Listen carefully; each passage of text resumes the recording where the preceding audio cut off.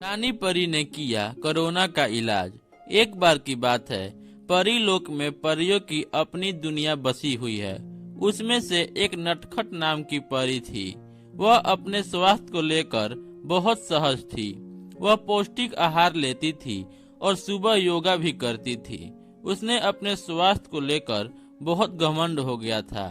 एक दिन वह टीवी पर समाचार देख रही थी तो उसको पता चला कि पृथ्वी पर कोरोना नाम की एक बीमारी फैली हुई है। दूसरे दिन वह अपने सहेलियों के साथ बाहर घूमने निकल गई। उसको लगता था कि उसको कुछ नहीं हो सकता, वह तो अपना पूरा ध्यान रखती है। जब वह घूमकर वापस आई तो उसे थकान होने लगी। वह अपने कमरे में जाकर आराम करने लगी।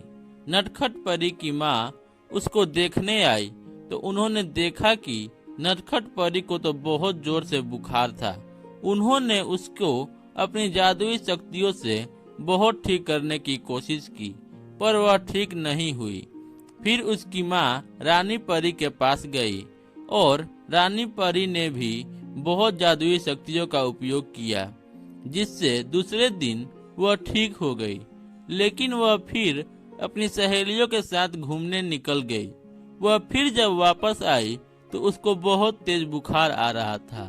उसकी माँ बहुत परेशान हो गई और नटखट परी को दिखाने के लिए फिर रानी परी के पास गई। रानी परी ने कहा, ये कोरोना का लक्षण लग रहा है, इसका कोरोना टेस्ट करना होगा। और नटखट परी को बताया कि तुमको किसी से मिलना जुलना नहीं है, 2 गज की दूरी बनानी है।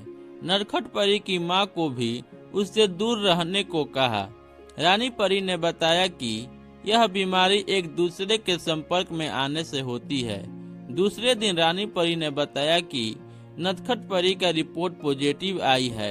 रानी परी ने कहा कि हम परियों को कभी हॉस्पिटल की आवश्यकता नहीं पड़ी, लेकिन अब इस रोग के आने के बाद परी लोक में जल्द से जल्द हॉस्पिटल बनाया जाए और नटखट परी को उसमें भर्ती करना पड़ेगा। परी लोक में एक भव्य हॉस्पिटल बनाया गया और नटखट परी को उसमें भर्ती करने को बोला गया, पर नटखट परी ने अस्पताल जाने से मना कर देती है।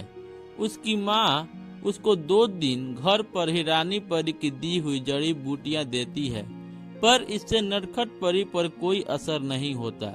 नटखट परी तबीयत बिगड़ती जा रही थी।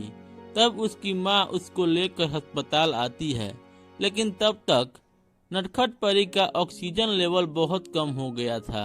रानी परी नटखट परी पर बहुत गुस्सा होती है, क्योंकि उन्होंने पहले ही बोला था कि तुम अस्पताल में ही रहो, लेकिन नटखट परी ने उस वक्त उनकी बात नहीं मानी। नटखट परी की माँ रानी परी से माफी मांगती है और बोलती है, मेरी बेटी को ठीक कर दीजिए। तब रानी परी नटखट परी को जल्द से जल्द जादू से ऑक्सीजन देती है। तब जाकर नटखट परी की हालात में सुधार होता है। रानी परी उसकी माँ को बोलती है, तुम घर जाओ। अब नटखट परी को 14 दिन यही मेरे जादुई शक्तियों की निगरानी में रहना पड़ेगा। 14 दिन के बाद नटखट परी पूरी तरह स्वस्थ हो जाएगी। रानी परी हर दिन नटखट परी को जादुई जड़ी बूटियां देती रहती हैं और इसका ख्याल रखती हैं और उसको किसी दूसरे के संपर्क में नहीं आने देती हैं और घर से बाहर नहीं निकलने को कहती हैं। 14 दिन बाद नटखट परी ठीक होकर घर आ जाती है। उसकी सहेलियों का फोन आता है कि अब तो तुम ठीक हो गई हो, तो चलो कहीं बाहर घूम कर आते हैं। तब नटखट परी को बोलती है, नहीं, हमें अभी घर पर ही रहना चाहिए, यह बहुत खतरनाक बीमारी है। हमें अपने परिवार का और अपना दोनों का ख्याल रखना चाहिए। तुम भी ध्यान रखो। कहानी से सीख।